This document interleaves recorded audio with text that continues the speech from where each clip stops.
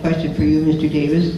You're constantly attacking the City Council as lacking transparency and accessibility. You say, I will return transparency and accessibility to the City Hall. Can you give us one or two examples of that lack of transparency and accessibility, and how would you change it?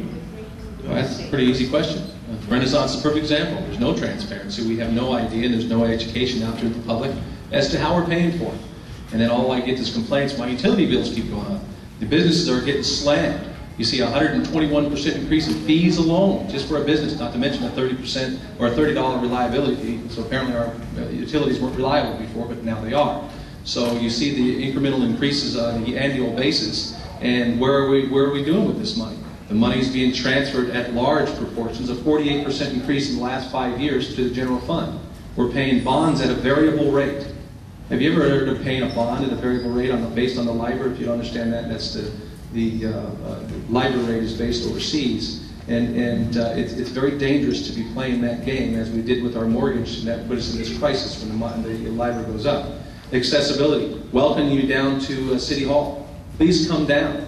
If not, maybe we should come to you. What's wrong with City Hall saying we're going to have City Hall held down at Orange Terrace, New Park, or here? As long as we advise them according to the regulations, we can do that. As long as it's got the proper notification, what's wrong with taking City Hall to you? There's nothing wrong with that.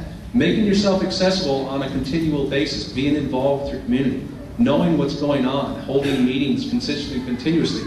And I do applaud Andy Melendres for what he does, and I will do the same and continually do the same, not just 7 years ago or something of that nature, on a monthly, bi-monthly, and quarterly basis. It's very important. So we can keep going, but I got about 30 seconds, so I'll pass it on. It's okay. We'll go to another question. The youth basketball program, which has 80 young adults in the program ranging in age from 8 years to 17 years old. What can you promise these kids that want to play basketball and work hard but don't have their own gym to practice? We have several softball fields everywhere, but no basketball gym. Is there any answer? What will you do? Each of you, please. What area were you referring to? I missed that, Ruth. Because we got a gym right behind us. I know that question is here, so that's an answer someone has asked. That's my question. We've got one in Orange Crest. That's my question. Yeah. You want to clarify? Sure. Yeah, but the thing is, it's all work. We can't. I'm sorry. That was my question, though. Anyway, that is a question that says, evidently there's softball fields out, but if you see, as far as you're concerned, it's already one here. Is there any other? Well, we just built a new gym up in Orange Crest, a basketball court and then a gymnasium. You just have to do with what I want. Maybe you get something. I think he's wanting more of such, and how are they going to continue to be able to play in those. One of the issues we saw that just happened at Thunder Skies Park, because it's an election year, we put 2 tennis courts out there. The residents had no idea that it was coming out. They would rather have had basketball courts. You know, they're thankful for the tennis courts, but I can assure you, if you would have asked, the overwhelming majority of them wanted basketball courts for the exact same reason the gentleman's saying. We have leagues out there, we have nowhere to put them. It's impossible to get gym time. One gym is not going to handle 15, 20 teams. It's impossible. It's like our baseball league is the same issues. Granted, we have 2 that we use, actually 1.5 for Pony, 2.5 for Little League, and 2 for the girls. As we continue to grow and our children get older, all of them want to play. We have 3,000 to 5,000 children at our park playing at any given time. We don't have the room. Basketball is one of them. We don't have the room. We have to send them all over the place in order to get time, and then we have to start paying the schools to play at their courts. It's very expensive. So what would we do? I think we really need to look and talk to the citizens rather than just arbitrarily putting things in different locations. We should talk to the citizens. What is it that you want? Let them weigh in and have these forums. And again, we talked about accessibility a moment. If you don't have that ability to be able to talk to your councilman and they're not going to listen to you, it's a futile point. Without your councilman supporting it, you're not going to get it done.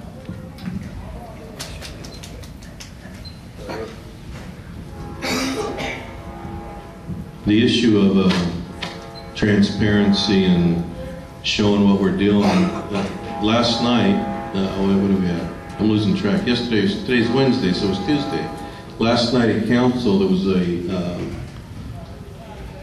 the city manager spent maybe 45 minutes, nearly an hour, going through the complete Renaissance program and where every dollar was being spent. So someone who's interested in running for council that wants to make a claim that it's not being shown the public, it's open, there are public meetings, anybody can come, including council candidates. And if you don't watch it, if you don't come to the council meeting, it's a live webcast. www.riversideca.gov, and go to the video webcast, and you can pull that up when you get home tonight and see which one of us told you that it was being put out to the public. It absolutely was. Last night, it's nearly an hour-long presentation. So, and the tennis courts that we're talking about at Thunder Sky, that is in response to constituents. We don't dream up and say, well, we think that we're going to put, you know, a badminton court. It was in response to what constituents wanted. There are, believe it or not, tennis players. You may like basketball, Mr. Davis, but there are people that like tennis too. Would you respond to that information I gave you about the charge for the basketball? I don't know where it's referring to or what it is. They charge for basketball used here. Is that? What is this now? Was that you? Yeah, well, gym time cost, and I really Orange don't Terrace know. where I live Please at, don't. they charge for, it's like you said. Commissioner, Frank, please don't talk to one of the audience. Anyway, the problem obviously is that there's not enough basketball attention. That's what. And there seem to be problems. And you have felt that you have said what you want to say about basketball, right? Okay. Well, I understand this question. He's talking. Having children, and what he's talking about is that you have to pay for time. And it's very expensive for the children, rather than there being enough allocations for time, and now you're going to have to pay either at this facility or at other facilities for lights. You're going to have to pay the schools. They want you to be able to have a full-time person on the groundskeeper so that you can use their bathrooms. I can tell you as a baseball coach, and we have to actually charge additional funds to our kids just to play, just so that we can have times of practice up there at the schools, because the Riverside Unified School District are going to charge you the time and a half rate it's going to be to have that person out there just standing there just so that you can use their bathroom. And that's, I think, what he's referring to. We can't afford that. The city needs to come up with better ideals and go to the citizens and say, what is it that you really need? And yeah, people do play tennis courts and so forth, but I know nearly every single residence that's right there around that corner, what we're talking about at Thunder Sky. And I can assure you that wasn't the case. And maybe some of them do, and I've had to talk to some of them that want, but the overwhelming majority is what we're talking about here, not the few. Okay? Thank you. Said enough, but everybody. This is actually the first time that I've heard an issue about too much to pay. There is a small charge. I don't know offhand what it was, but I've not had any constituents call. This is the first time that anyone has said, gosh, it costs too much to pay for play. So, can I ask him, what is it?